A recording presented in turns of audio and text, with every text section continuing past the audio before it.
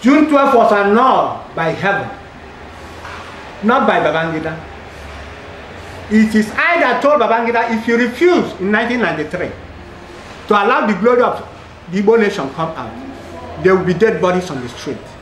And everybody saw what happened from 1993 January 1 to June 12, 1993. The heaven annulled the government. The heaven put IBB aside, set him aside. They brought in Sheneko. The angel throws him away. They now plan the other way to make sure that Abiola is stopped. The angels said no. God's hand is in Abiola'S case. So whatever Buhari is doing is just a political game play. He just wants to get favor from the Yoruba so that he wants to become a president.